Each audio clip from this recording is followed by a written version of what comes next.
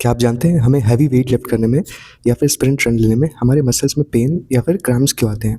उसका आंसर है due to the formation of lactic acid. अब ये जो लैक्टिक एसिड है ये एनारोबिक रेस्पिरेशन में बनता है। जब ग्लूकोज बिना ऑक्सीजन के एनर्जी में कन्वर्ट होता है तो इस प्रोसेस को हम एनारोबिक रेस्पिरेशन बोलते हैं। नाउ अगर आप इस फ्लो चार्ट में देखेंगे तो यहाँ पर ग्लूकोज जो कि 6 कार्बन मॉलिक्यूल है वो साइटोप्लाज्म में बिना ऑक्सीजन के पायरुवेट में कन्वर्ट होता है।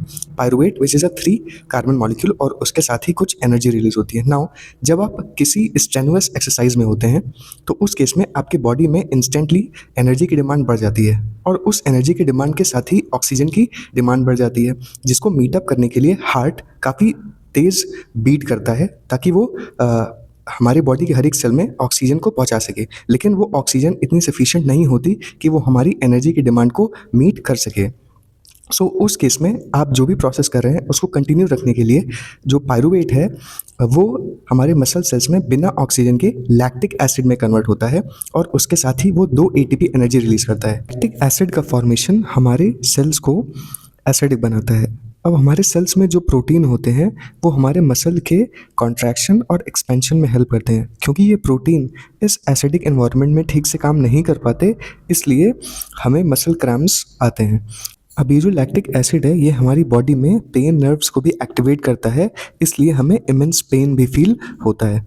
Now though in this entire process energy release is very less पर glucose molecule as compare to aerobic respiration जहाँ पर हमको 38 एटीपी मिलते हैं।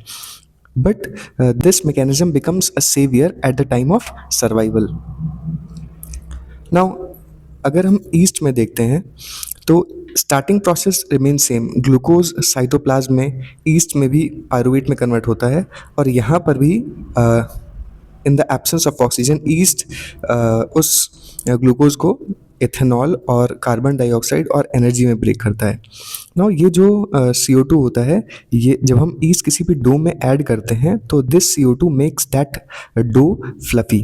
सो now the important question raises कि अगर हम यहाँ पर देखें कि ईस्ट के केस में और हमारे मसल सेल्स में the raw material is same, दोनों में ही पायरुवेट है और दोनों में ही लैक ऑफ ऑक्सीजन है।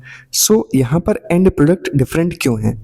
तो एंड प्रोडक्ट डिफरेंट इसलिए है क्योंकि ये दोनों ही प्रोसेस में जो एंजाइम होता है ये डिफरेंट होता है। तो डिफरेंट एंजाइम होने के कारण यहाँ पर हमें प्रोडक्ट डिफरेंट मिलता है। So, in case you find this video informative, please do like, share and subscribe this channel and follow for more. Thank you.